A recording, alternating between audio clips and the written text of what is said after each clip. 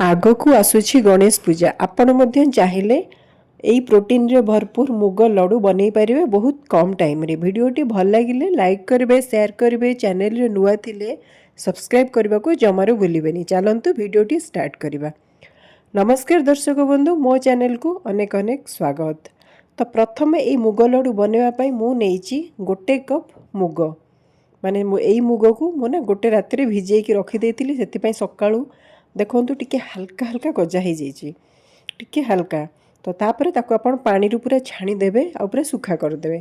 ता सहित 2/3 कप मु नेइची नडिया कोरा। नडिया कोरा आपण हिसाब रे अधिक कम करें। बर्तमान ये मुग को ना गोटे मोटा बेस वाला पैन नेबे, सेइथिरे ताको भाजिबे। कहीं ना तार जो पानी अंशटा अच्छी सेटा को आपन को सुखेबा को पड़िबो। तो सेतिबे आपन को पूरा सिम रे कर दे, गैस रो फ्लेम पूरा लो कर देबे आउ ताकू कंटिन्यूअसली एमती चलेबे।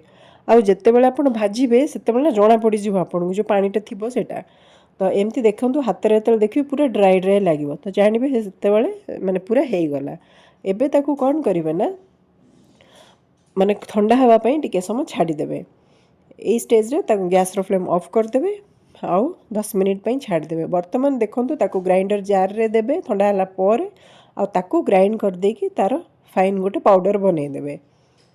देखंतु ए भलिया जदि आपण वयस्क लोकन को दउचंदी बेले बेले ना एटा माने हजम हुएनी, तो ताकू कोन करिवे ना भिजेई देकी ताकू टी सिजेई देबे 2 मिनिट पई आ तापरे ता पानीटा छाणी देबे। आ तापरे जेमती मु कड़े रे हल्का जेमती भाजिले बाकी प्रोसीजर सेम। एबे कोन करिवा ना 2 चम्मच घी देकी सेथिरे मु काजू टिके देकी भाजुची आउ सेई सेम कप रे 2/3 कप नडिया कोरा ताकू एबे एठी मु घी रे टिके हल्का भाजी दोची। आ छडा आपण आउ जहा ड्राई फ्रूट्स नबा को चाहउछन मध्य नै परिबे। आउ नडिया रो भाग माप आपण को हिसाब रे रखिबे।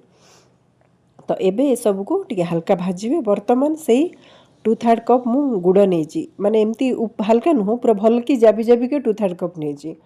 तो सेथिरे पानी हल्का टिके 2 रु 3 चम्मच भले पानी देके ताकू मेल्ट करेबे। देखंतु एई सिराटा ना आपणकर पूरा गोटे तार आसिले जे आपण करिवे, माने हाथ को पूरा चिपचिपा भले ते लागुथिबो।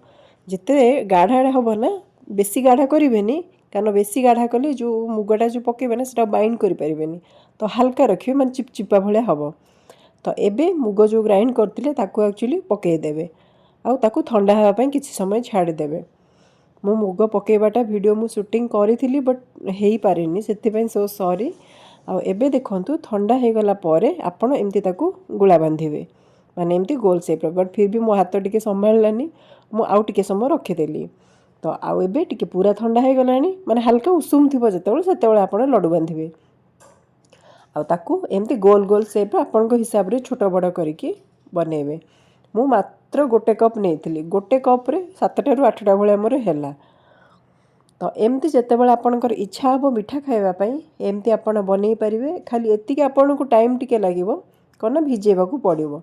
जदि न भी भिजौचंती डायरेक्ट आपण टिके भलसे धोई की पोछि की भी करि परिबे, माने डायरेक्ट भी हेई परिबो मुग।